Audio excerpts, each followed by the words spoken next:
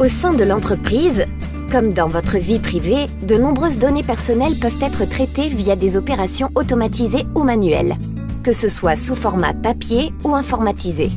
Vos données personnelles peuvent être ainsi collectées via des questionnaires en ligne, des enregistrements vocaux ou des vidéos, des jeux concours, sur les réseaux sociaux, par une application mobile, par votre banque, votre centre d'impôt ou lorsque vous achetez un billet d'avion.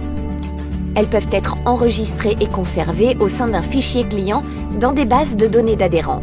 Elles peuvent être consultées puis communiquées par mail, par téléphone, revendues ou échangées.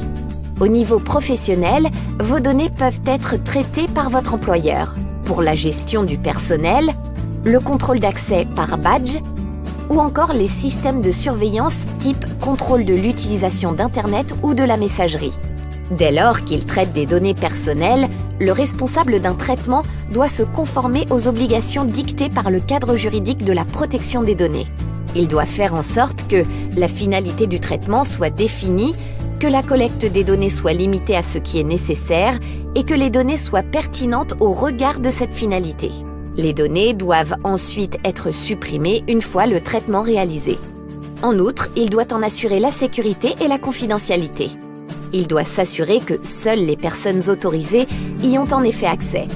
En cas de sous-traitance, le responsable du traitement a l'obligation de veiller au respect du règlement par le sous-traitant, ce dernier devant garantir la sécurité des données personnelles.